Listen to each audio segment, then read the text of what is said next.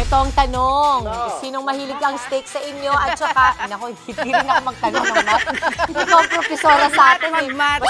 Pero, kailan kayo kumakain ng steak? Ito ba ipaborito ninyo? Anong klase ng luto, Mama? Ikaw? Ako, yung buong pamilya ko. Pero ikaw kasi, you don't... Aba, masaya ako dahil lagi namang may kasamang gulay yung steak. Or salmon.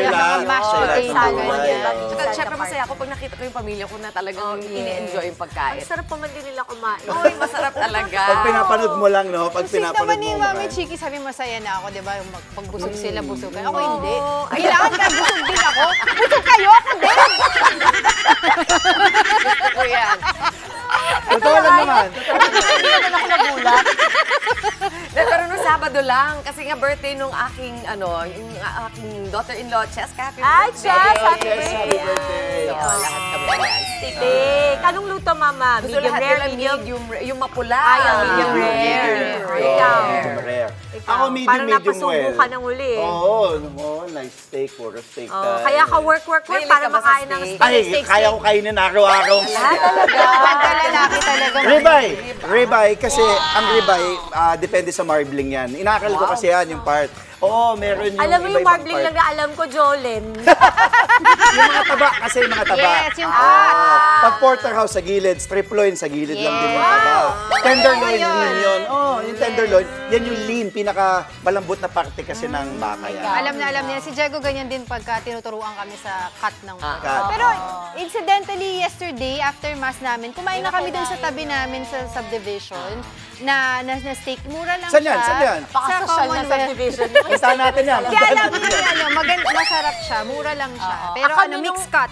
Nung huli, nag-steak kami na nila Beatrice at ni Bea. Oh, Kasi, special nakita nagkikahan kayo. kami. Oo. First time ko matry once yung in- Wellington, Mama. Yung Beef may Wellington, yung meal. Gawin natin yun dito. Lagyan natin ng low food. Yan, Try natin, Angge.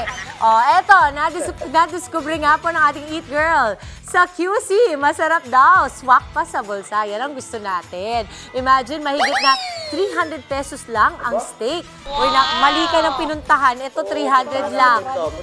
Oo, ibida mo nga sa amin yan. Ang affordable steak at bakit napakamura niyan. Baby Maui. Magpadala ka na rin dito.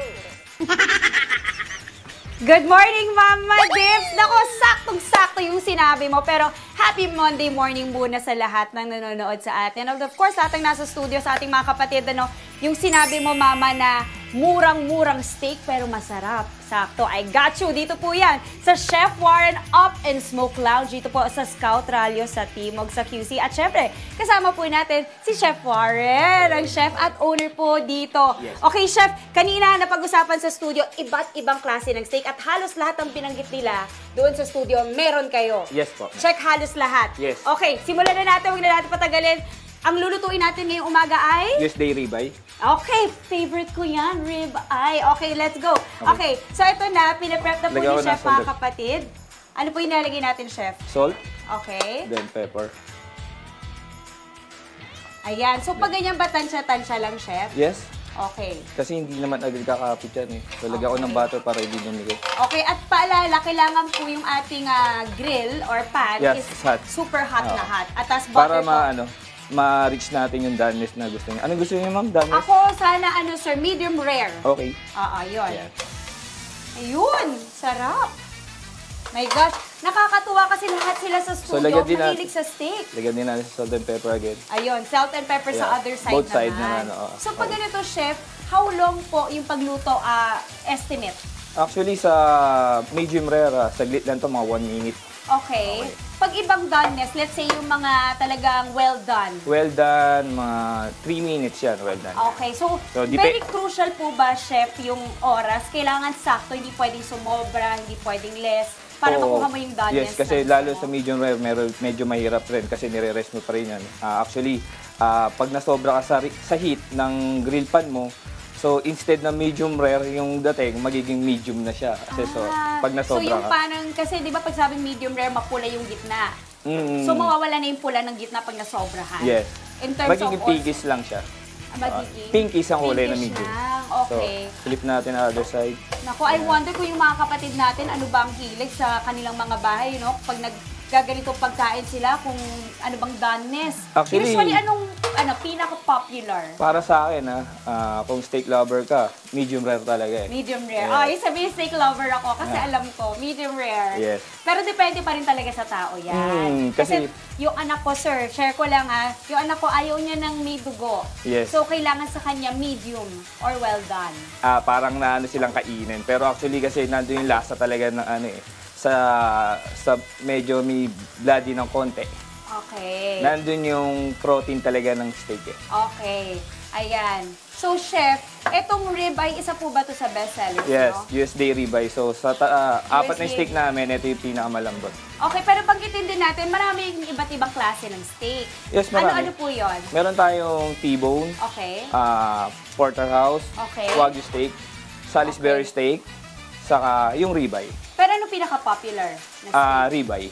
Ribeye talaga. Yes, ribeye. Kasi yan yung may taba-taba. Yes. Yan ang gusto ko, chef, yung may taba-taba. Kasi yung T-bone, walang taba ba yon? Ang T-bone, wala siyang taba eh. Actually, litid din sa side yung meron ng T-bone at porter. Oh, okay. Ang porter saka porter at T-bone, same lang naman siya. Ang pinagkaibahan lang niya sa porter, meron siyang konting sa side ng tenderloin. Ah, okay. Na meat.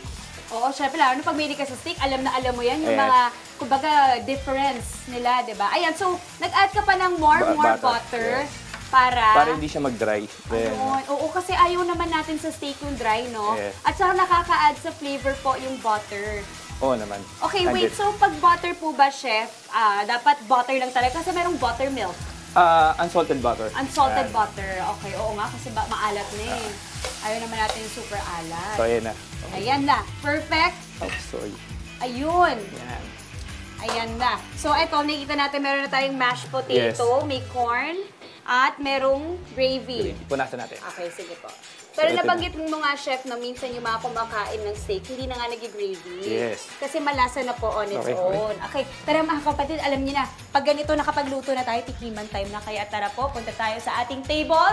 Yan ang exciting part. O, di ba? Foggy dito. Kasi nga mausok. Pero kasi, ganun lang naman talaga. Pag talagang legit yung ating niluluto, mausok talaga.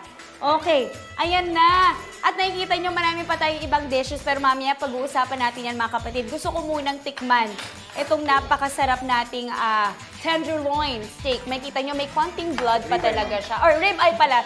Ribeye pala, sorry. You know, I always mix those up kasi, the tenderloin and the ribeye. Okay, ayan na.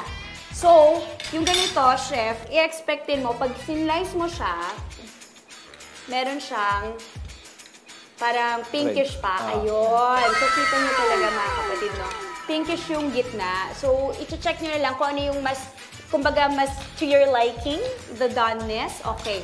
Ayan na. Oh, mausap-usap pa. Okay, tatry ko na. Hindi mo ako masa, dito, papasok. Hindi naman.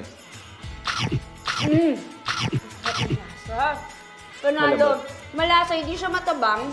Malambot. Malambot. Okay, pag-usapan natin ng presyo kasi kanina napag-usapan ito ay steak pero mura. Kasi pag sinabing steak, usually mahal. Mahal. Pero ito mura. Magkano sir ang steak nyo? Start tayo sa T-bone. Ang T-bone natin with two side, bali 379. Yes. And then porterhouse, 389. Then dito tayo sa ribeye. Yung ribeye natin is 879. Okay. Then meron din tayong Wagyu steak na nasa bowl, na may rice na rin siya. So 229 po siya. Okay. Tapos ito Yung Salisbury, Salisbury. ito, nasa 289 po siya. So, with dalawang side dish. 289. So, magsa-start ka sa 289, ganyan nakalaki. Panalo, tapos with side dishes na. yes. Naku, sa mga, mga mahilig talaga sa karne or steak, alam nyo na mga kapatid, dito talagang lahat ng options nandito, diba? Okay, chef, I'm sure excited na ang ating mga kapatid. Naku, lalo na yung mga hindi pa nag-almusal. Saan po kayo mahanap at paano? Bali, dito kami matatagpuan sa 30 Scout Palos Timog po. Opo.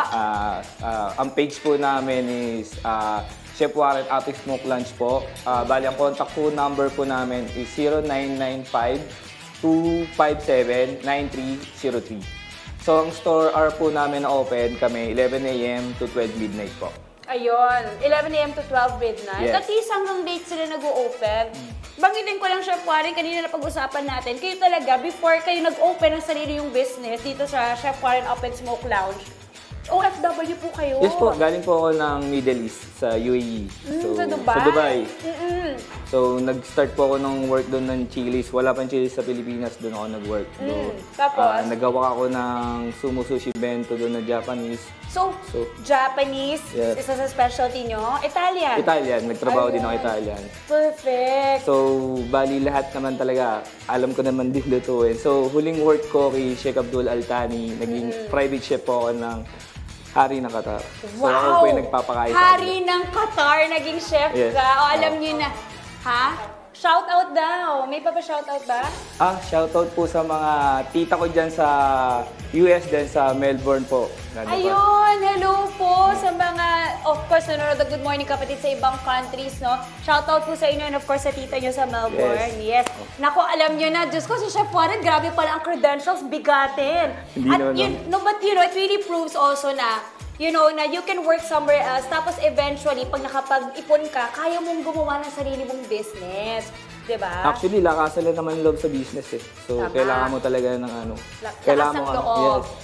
Kailangan mo harapin lahat ng, baga, Challenges. challenge. Yes. Ayan. O, di ba may patip pa si Chef sa atin? Di ba mga life advice? Chef, maraming salamat for letting us try your steak. And I'm sure marami pong na-inspire sa Yes, story thank you nyo. din po, thank you. Maraming salamat. Okay, mga kapatid, alam niyo na po pag kayo naghahanap ng iba't ibang klaseng steak pero mura at affordable. Dito na po kayo sa Chef Warren Up and Smoke Lounge. Dito po yan sa Scout Ralios Timog sa QC. O siya, paano po ba? Kakainin ko muna to. At syempre, mga kapatid, ko sa studio, ikakain ko na muna kayo, ha? Back to the studio. Oh, ang sarap-sarap niya. Ang aga-aga ha. 6:31, Maui. Talaga namang may mga anak talaga ng Diyos eh. Maraming salamat, Maui. Mga kapatid, Maui David po. Para laging updated sa viral food spots at unique destinations, mag-follow at subscribe na sa social media pages ng News 5.